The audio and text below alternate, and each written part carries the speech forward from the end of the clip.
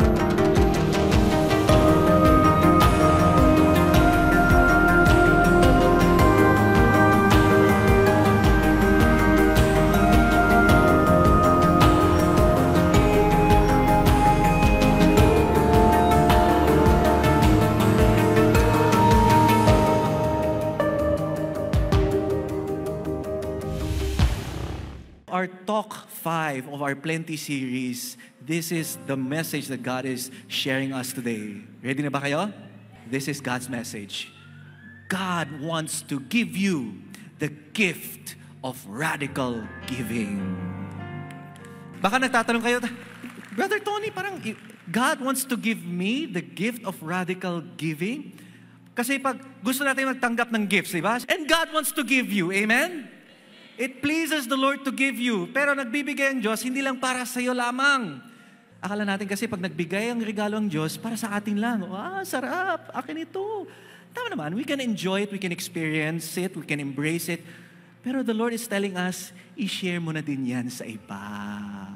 Yun na. Yun ang part 2 na hindi natin naasahan. Lord, akala ko sa akin ito. Bakit kailangan ibigay? Konting background lang po, no? Kasi we are going to also have a semi-Bible study today. And ang background ng pag-uusapan natin is about si Saint Paul, Paul of Tarsus. Pero ang pinag-usapan ni Paul sa babasahin natin today is about yung mga Kristiyano sa Macedonia. Yung mga Jesus followers doon. Kasi si San Pablo, talagang missionary siya to the Gentile at sa Macedonia siya pumunta din. In one of our readings today, makita natin sa mapa, no? Macedonia. Familiar po ba ang Macedonia sa inyo? Have you heard that place before? Doon pinanganak at lumaki si Alexander the Great. Ayun. Bago si Jesus, doon galing si Alexander the Great, no? Pero, just to give you another context, kasi this time na umiikot na si San Pablo, talaga pupunta siya sa mga ibang bansa, nagtatayo mga simbahan. Pero the reality is, at that time, oppressed na oppressed ang lugar na yan. Ask me why. Dahil sa mga Romans. Yung mga Roman Empire, talagang ang laki ng Roman Empire that time, di ba? And ang oppression ng mga Romans sa mga sinasakop nilang mga bansa at that time, kasama ang Israel, Jerusalem that time, is may mga heavy taxes, may mga confiscations ng mga properties. Talagang Roman Empire will overtake every people, every nation. And mas lalo itong panahon ni San Pablo, nangyari na may famine, tagutom. And itong famine time na to, nangyari hindi lang dun sa area na yun, pati sa Israel. Tandaan natin si Saint Paul ay apostle to the Gentiles, no? Talagang inikot niya yung mga Greece, Macedonia, at namatay siya sa Rome. Diba? Doon siya pinugutan ng ulo, doon siya na martyr. And I want to show you this picture of 1st century Jerusalem, nung nandyan pa yung temple. Talagang ang ganda ng Holy City of Jerusalem before, mas lalo. Pero Saint Paul of Tarsus, imagine natin, no? Dati siyang talagang hardcore oppressor ng mga Kristiyano. Galit na galit talaga siya dati sa mga Christians. And now here he is. He was converted by Christ. And because of his conversion, ang dami niyang napuntahan. That's why Saint Paul, hindi lang siya apostle. Evangelist siya, writer. Ang dami niyang nasulat ng mga letters. That's why yung mga Christian churches and communities na tinayo niya around the European area, Corinth, Galatia, and ang dami, no? Antioch, ang dami nang napunta, ang dami niyang mga maliliit na simbahan na tinayo. And let's read now when famine happened in Jerusalem. Dapat walang pakialam si Paul dun Kasi si Paul dito, yung may hawak ng Jerusalem at Israel mismo mga Hudyo ay si Peter, mga ibang apostles. Pero bakit nakikialam pa si Paul? Ito, we read in 1 Corinthians chapter 16, 1-5. Now about the collection of the Lord's people. Ayun. Do what I told the Galatian churches to do. On the first day of every week, each one of you should set aside a sum of money in keeping with your income, saving it up. Pakiulit, saving it up. Di ba? Ang dami kong nabanggit ng mga papel at mga hats ni Saint Paul kanina, di ba? Evangelist, writer, tent maker. Gumagawa din siya ng tent kasi kailangan magtrabaho. At fundraiser din siya, di ba? Nag-fundraise siya para sa mga churches. Okay, ituloy natin. Saving up so that when I come, no collections will have to be made. Then when I arrive, I will give letters of introduction to the men you approve and send them with your gift to Jerusalem. If it seems advisable for me to go also, they will accompany me. After I go through Macedonia, I will come to you, for I will be going through Macedonia.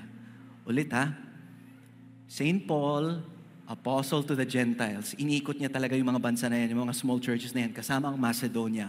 Pero may special request si Saint Paul sa mga Macedonians na Kristiyano na mag-fundraise sila para sa mga fellow Christians, sa mga Kristiyano at mga Hudyo din na nagugutom sa Jerusalem.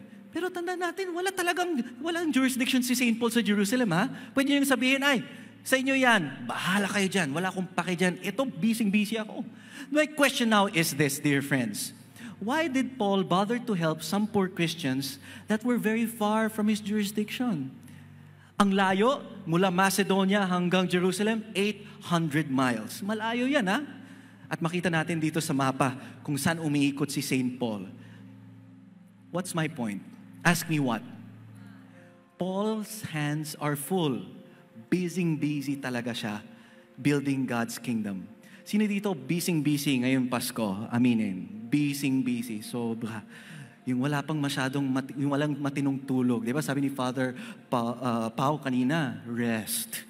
Nakapag-rest ka na ba? Sige, pakitingin yung katabi mo. Mukhang well-rested ba yung katabi mo ngayon? Naka 8 hours sleep ba? Or back-to-back na ang mga Christmas parties and celebrations? Imagine, parang ganun si Paul. Si Paul, imagine natin, hindi lang isang feast ang tinayo niya, hindi lang isang ganitong community. Ang dami!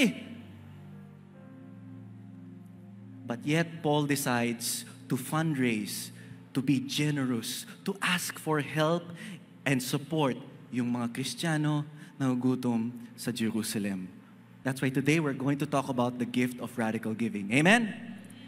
Dear friends, to continue God's message for us today, let's welcome Coach JC Libiran. Ang ating talk for today, this is the last talk. And this Plenty series has blessed us as we celebrate God's radical generosity. It says here, God wants to give you the gift of radical giving. Kaya saktong-sakto, I'm inviting you if you are into journal writing, if you are families, friends, and magkakaroon kayo ng kwentuhan sa mga feast light o kaya naman nasa mga light group, ito yung reflections natin, ha? You can take a screenshot of this or take a photo. Reflection. When did you experience God stretching your capacity to give? Do you see radical generosity as a privilege and gift from God? And we invite you to share your specific experiences about God's promise that whatever you give, God will return to you double or 100-fold. We can never outgive God when it comes to His generosity. Hindi natin matatalo ang Diyos pagdating sa Kanyang pagbibigay. Amen or amen? Kaya tingnan mo yung katabi mo. Sabihin mo sa Kanya, blessed na blessed ka.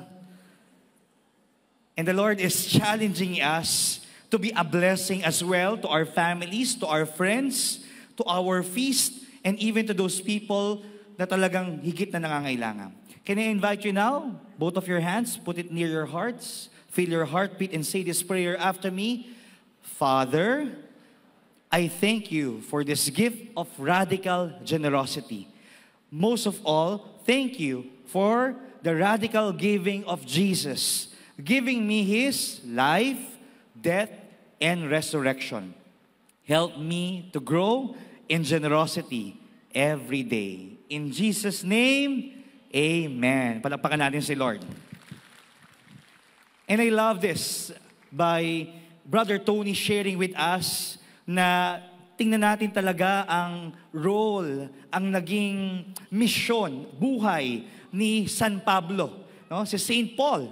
So, nabanggit niya kanina, that Saint Paul is an apostle, evangelist, writer, church planter, and, sige, pakita natin yan, tent maker. But more of all of these hats that Saint Paul is wearing, Saint Paul is a fundraiser.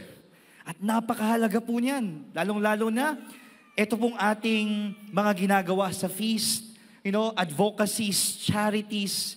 And ito na lang, huwag ka nang lumayo. Ang sarili mong pamilya, hindi kayo makapagpapatuloy kapag walang funds. Kaya minsan pag wala ng funds, nawawala na rin ng fun. Hindi na nagiging masaya. Pakicheck ang katabi. Mukha bang masaya pa siya? Ayan, challenge that person to be a fundraiser just like Saint Paul. And if we're going to connect now itong context of what Brother Tony have shared with us, let's look into Galatians chapter 2, verse 9. Paul said that the top leaders in Jerusalem, Peter, James, and John, the pillars of the church, encourage us to keep preaching to the Gentiles while they continued their work with the Jews.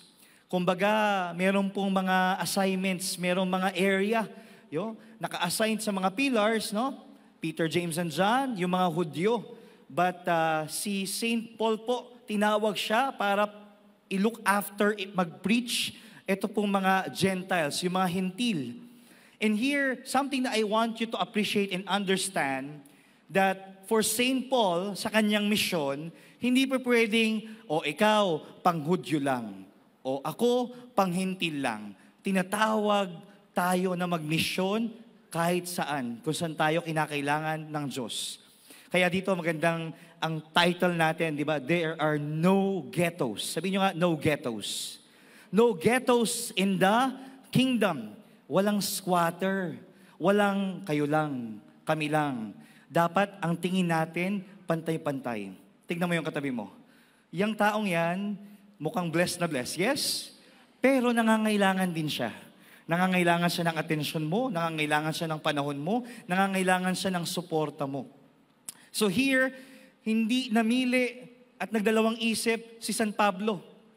Kung Hudyo yan at tinatawag ako para tumulong, tutulong ako. Etong Gentiles, I'm assigned here, I'll help here. Kung saan ako kinakailangan, pupunta ako. I say yes to the Lord. That's why St. Paul's letter to the 1 Corinthians chapter 12 verse 26 says, Paul believed that every Jesus follower was part of the body of Christ, Lahat tayo ay bahagi ng paghahari ng Diyos. And if that's the case, basahin natin to. If one part suffers, all the parts suffers with it. Ang sakit ng kalingkingan, sakit ng buong katawan. And I have a personal story. Meron ba sa inyo nag-treat ng sarili nila? Manicure, pedicure? O baka kailangan na, naka-schedule na. Minsan po sa bahay namin, may bumibisita na talaga. At trusted namin at nagpa-pedicure, nagpalinis. Medyo ginanahan si ate na naduluhan. Alam niyo yun, yung parang hindi naman na murder. Alam niyo, kahit doon lang sa hinalaki ko, ang sakit-sakit. Kaya that whole week, iika-ika ako. So what's the point? The point is, minsan isa lang ang tamaan, hindi mo siya mamaliitin. Kasi konektado sa buong katawan. At ganun din ang body of Christ. Kapag ka merong nangangailangan na isang bahagi ng katawan o ng ating community, ng ating pamilya, apektado tayong lahat. Kaya tignan ulit ang katabi. Sabihin mo sa kanya, I need your support. I need you in this journey. Di ba? Walang sino man ang nabubuhay para sa sarili lamang. Iniisip mo rin kung papaano ito makakaapekto sa ibang tao.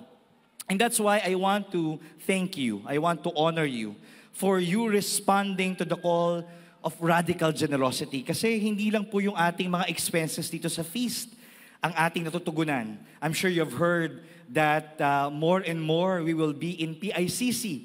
Come this 2024. Palakpakan natin si Lord for that blessing. Pero we will also be honest with you. Mas malaking gastos when we go there. And that's why we need our support, our collective effort.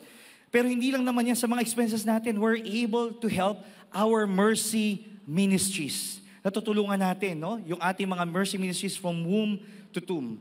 Kaya maraming salamat po sa inyong pagbibigay. Ngitian ng katabi, sabihin mo sa kanya, thank you for your generosity. Amen? Pero again, we cannot outgive God when it comes to His generosity. Now, I want to point to you now to this letter of Paul, to the Corinthians chapter 8, verse 1. I think prior to this team, meron yatang slides that I'm supposed to share with them na originally, alam natin, nakikita natin, dalawa lang ang letter of Paul to the Corinthians, 1 Corinthians, 2 Corinthians. But it's actually said na 4 yan. Pero hindi lang nahanap, Hindi lang nahanap yung other 2. But basically, ang pinaka-importanting maalala natin is during those letters, this is not just a letter to encourage the people of in the community. It's actually to ask for support. Humihingi po ng tulong si San Pablo sa mga community na magpadala kayo ng pera, magpadala kayo ng tulong kasi talagang maraming nangangailangan. And that's why he is a fundraiser. And that's something as well, kaming mga builders, during our time that we ask you to give, hindi kami nahihiyang humingi. Bakit? Kasi alam namin na talagang pag ipinagpatuloy natin yung pagbibigay, matutuloy natin itong ginagawa natin. Kapag ipinagpatuloy natin yung pagbibigay, matutulungan pa natin yung mga brothers and sisters natin, yung mga mercy ministries natin. And good news po, kasi because of our giving as well, we're able to raise funds to build new feast.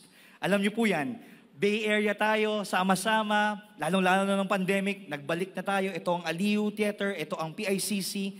But letting you know na nagbukas na tayo ng Feast Manila once again for our young people. Palapakan natin si Lord for that.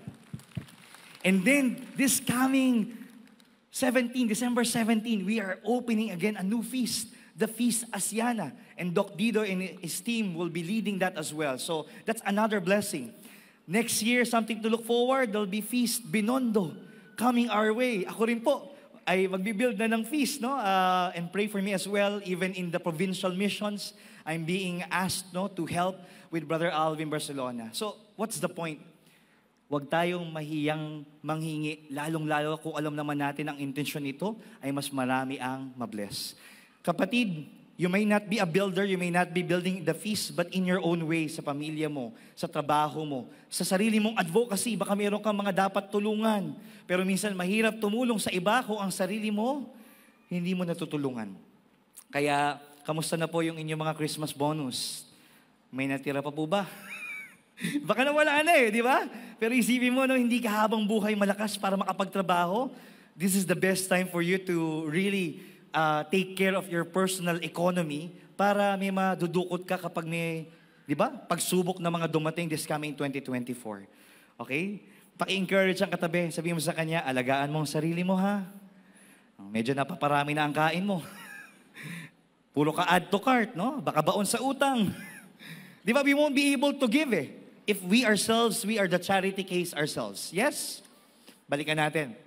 2 Corinthians chapter 8, verse 1. And now, brothers and sisters, we want you to know about the grace that God has given to the Macedonian churches. Ito mahalaga po itong part na to.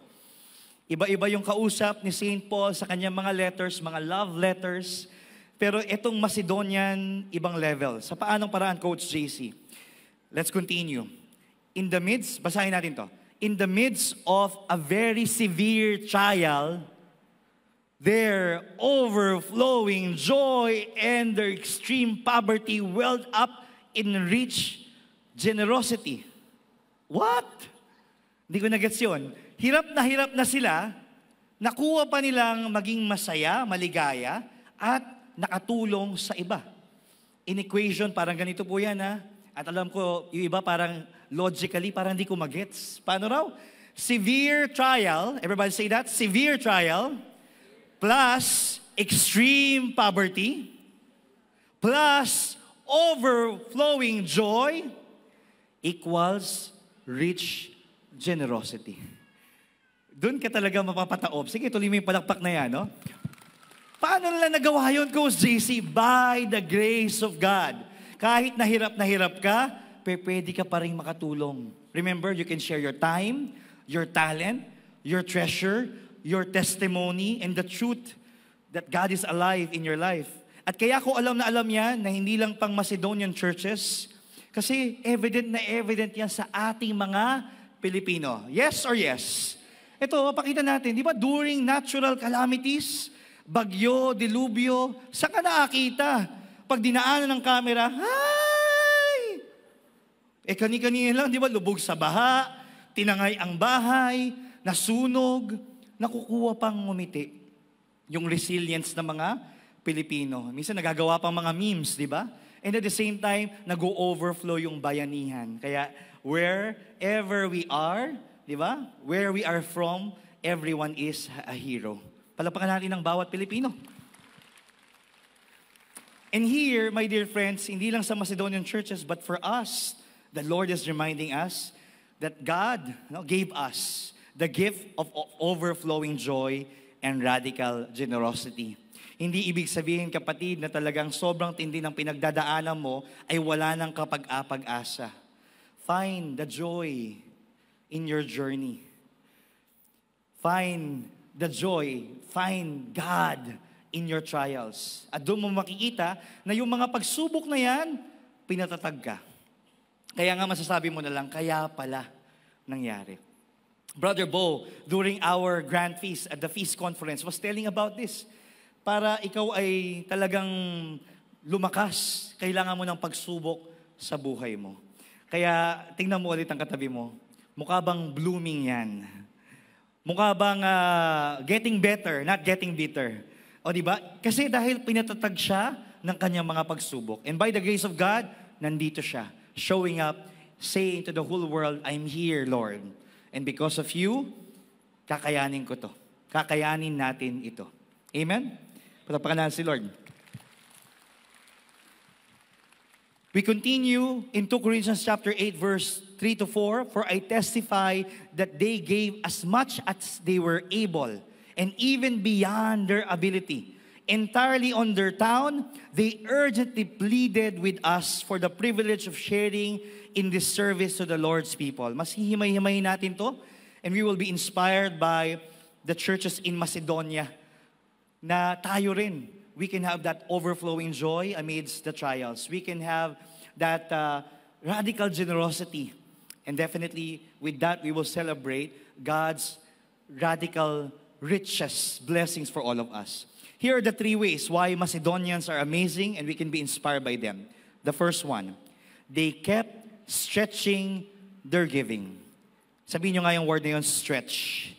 Di ba? Once you've been stretched, you will never go back to your original, di ba? Parang condition. Forever ka ng stretch. And that's why we highlight yung binasa natin. They gave as much as they were able. Hanggat kaya nila.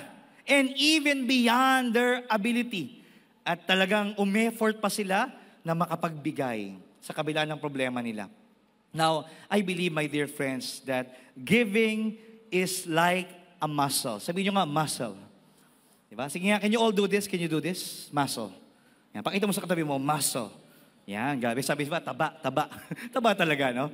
Alam nyo, I gained weight no, during the pandemic. Sarap kumain. Daming mga deliveries. Pero sabi ko, if I'm getting ready for a new feast that I'll be building and maraming mga missions even in the provinces, definitely the Lord wanted me as well to get fit. Kaya talagang ito po, I'm getting back into shape, not just by myself, kasi alam ko yun eh, pag ako lang, di ko kakayanin. Dadayain ko sarili ko, sabihin ko, okay, 5 push-ups, okay na yun. Di ba? Tapos next week na lang ulit.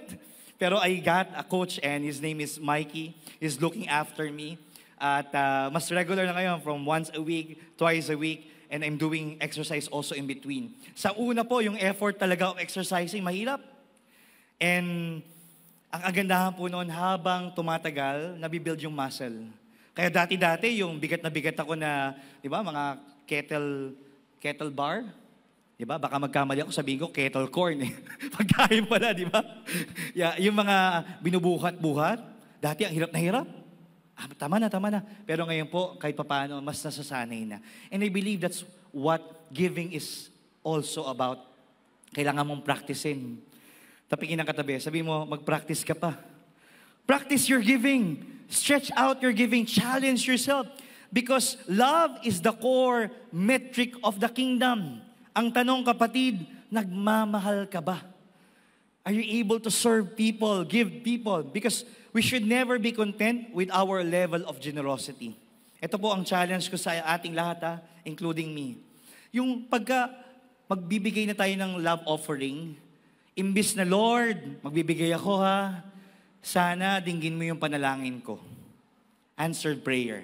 But maybe the next level na prayer natin, Lord, thank you for blessing me. Yung ilalagay ko dito, sana makatulong po at mabless ang iba. Hindi ka na nag-a-ask ng answered prayer, but you are now becoming the answered prayer. Amen? Tapikin ang katabi, sabi mo sa kanya, answered prayer ka. Palakpakan natin si Lord sa mga answered prayers natin, plus us responding to become an answered prayer as well. You will never know your actual capacity unless you regularly challenge your perceived capacity.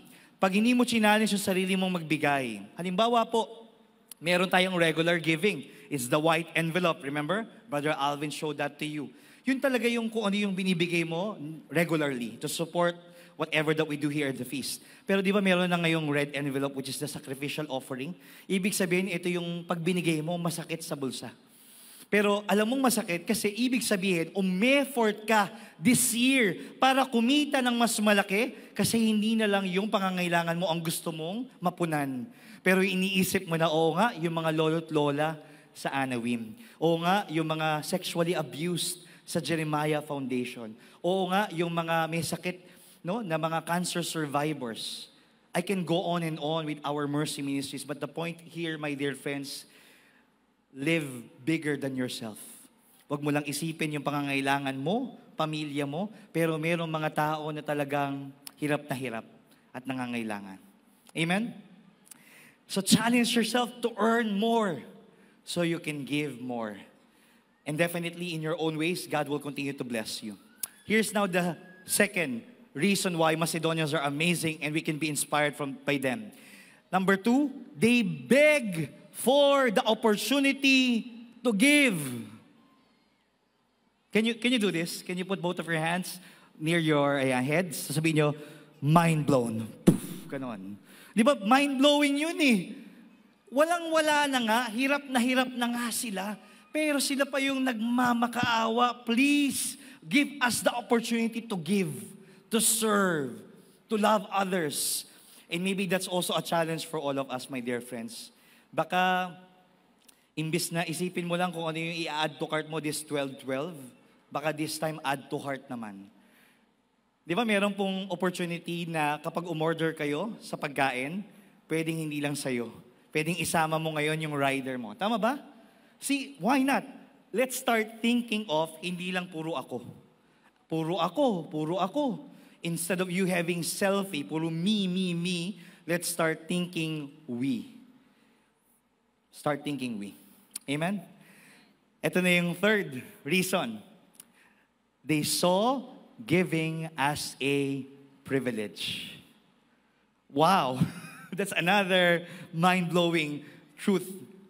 Nakita nila na kapag nagbibigay sila, it's a blessing.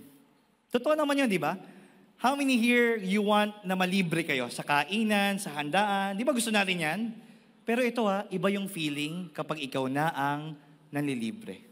Yes? Check ang katabi. Siya ba yung magpapalibre? O siya yung itsurang manlilibre?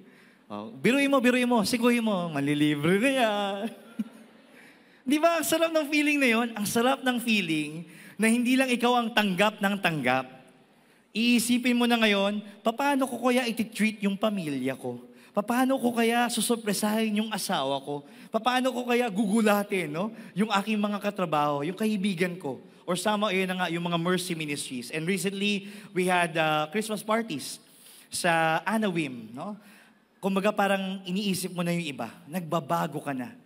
And something different is happening to you. You are becoming a radical giver. Amen?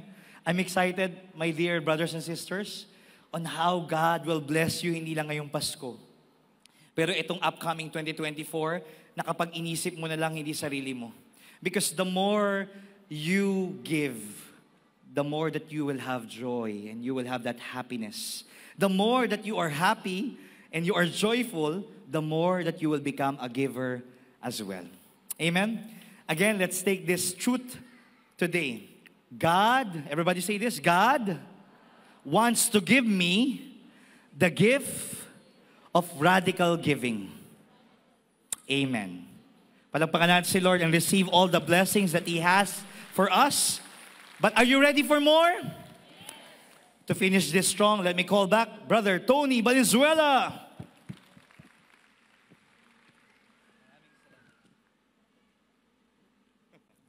Yon, maraming salamat. Palakpakan natin si Coach JC Libiran. God is generous. And so He invites you to be generous as well. Alam nyo, iba talaga pag generous eh. When you're generous, not just with your time, not just with your talent, but with your treasure, parang bumabalik at bumabalik siya. God will not only repay you, but He will use you when He's generous to you. Amen? Yes. Pakitingin yung katabi. Mukhang ginagamit ba ni Lord yung katabi mo ngayon? Is God using the person beside you now to be generous as well? Alam mo yung generosity is talagang nasa puso na ng Diyos eh.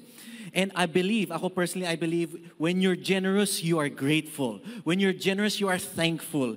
That's how you're able to be generous kasi nagpapasalamat ka. You know that you're grateful to God. That's why naging generous ka. Amen. Siksik, liglig at aapaw ang pagmamahal ng Diyos sa iyong puso. Generosity is the family ethic of the family of God. Nandyan talaga, nasa dugo, nasa fabric ng puso ng bawat isa who decide to deliberately and intentionally follow God. Hindi pwede maging swapang ka tapos magsasabi, yes, I love God, I follow God, I attend the feast, pero akin ito ha. Parang sinasabi mo kay Lord, sige Lord, itong 50% sa'yo, but the other 50% sa akin na.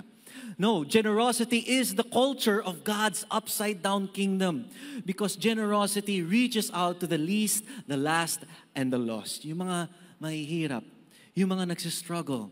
That's why yung generosity is not just with your funds, not only with your treasure. Minsan, it's your time. At yan, hindi natin maibalik yung oras natin. When you love someone, what you give away most? Sige nga, ask me what? It's your time. Di ba? Minsan, regalo, okay, nandyan yan. But when you spend time with your loved one, talagang nakababa yung cellphone, walang distraction, nakatutok at nakikinig ka sa kanya. Yan ang time. That's why ang galing, no? You have to listen with your heart. Pakisabi sa katabi, listen with your heart. Baka yung katabi mo, hindi nakikinig ngayon, ha? But also, generosity is the very life of Jesus. Nakakapagtaka, no? Jesus, the King and the Creator of the whole universe. He owns everything, and yet, yung pag naging tao niya, He let go of it all. He became detached. He didn't say that this is mine. Ito ay akin. No. What He declared was His, was us. Lahat tayo. We belong to Jesus. Amen? Palakpakan natin ng Diyos. Amen? That's why St. Paul says in 2 Corinthians 8-9, "For you know the grace of the Lord Jesus Christ, that though He was rich," talagang napakayaman ng Diyos, "yet for your sake He became poor, so that you, through His poverty, might become rich." So naniniwala po ba kayo ngayon na mayaman talaga kayo? Parang ang hina, ha? Parang yung mga nandito lang, ha? Naniniwala po ba kayo that you are rich? Because you have a rich Father who loves you. Amen. Di ba? Hindi po ba? So kung tinitingnan mo yung account mo, yung bank account mo, tinitingnan mo yung wallet mo, na, Lord, mukhang makakapos na yung 13th month pay ko bukas. Ubus na. Naku, Lord. Yung wala na, ubus na. 13 month. Pero, when you believe in God's generosity, you can't help but say, Lord, it may be empty now, but tomorrow you will make a way for me. Amen? So don't give up. Don't let go of hope, because God is loving you always. Romans 8:32 says, "He who did not spare His own Son," ang Diyos, Ama, did not spare His own Son, but gave Him up for us all. Say it with me, all. Diba, last talk natin, good and evil. All. How He will not also, along with Him, graciously give us all things. All things. Ito ha, proven ito. It's proven. I will go on to the other side. Yung negative side naman. Sometimes kailangan natin makita natin yung negative side para ma-appreciate natin yung positive side. You know how we are abusing the world. We're taking advantage of creation. Sinasayang natin yung mga resources natin. It only proves that talagang binigay sa atin ng Diyos. Amen? It's just that we're not taking care of it. Di natin nilalagaan. Look to the person beside you. Pakitingin sa kanya, eye to eye. Oy. Alam nyo, even if you don't know that person's name, God gave that person to you, even if for a short while. Naniniwala po ba kayo doon? Yung mga mag-joke at mag-asawa, hindi pwede for a while lang. Pero ito, that's why God is telling us in Gospel, through John 13:34, "As I have loved you, so you must love one another." And right now, I want you to embrace God's presence. He has loved us. Amen? Naniniwala po ba kayo doon that God loves you unconditionally and that giving is a privilege? Gift talaga na nakapagbigay tayo. That's why hindi kami nahihiya to ask from you to give. Kasi it's a privilege to give. And we want to be a conduit ng pagbibigay nyo para matulungan yung iba who need our help. Kahit hindi mo sila nakikita or nakikilala personally, your giving is making an impact in that life. But I want to ask you this closing question. Gusto ko maistorbo ka pa ni Lord. Okay lang po ba yun? Has God loved you? Are you willing to be generous to others after today? Huwag niyong hintayin yung next year na Pasko para magbigay. Huwag niyong hintayin na maghingi kami ng SOLO. Be generous. Of course, you must know your boundaries. Pero as we come into worship, brothers and sisters, pray that God gives you the gift of radical giving. Kasi it's not enough that you just receive. Kung tanggap ka lang ng tanggap, nako, nakaka-toxic din po yan. Kung kain ka ng kain ng lechon, nakaka-toxic po yan. So hinay-hinay lang, tsaka i-share mo yung lechon sa iba. Diba? So the blessing that God is giving you, it's not just for you. It's for others in your life. Amen?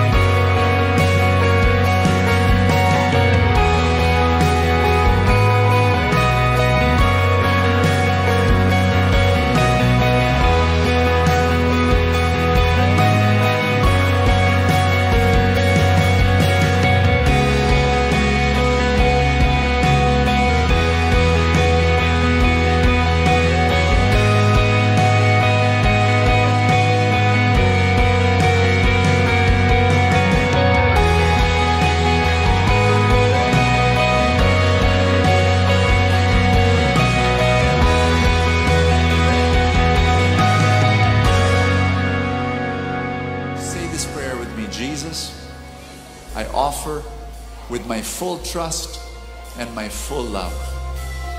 And I believe you will bless me more so I can give more. In Jesus' name, amen.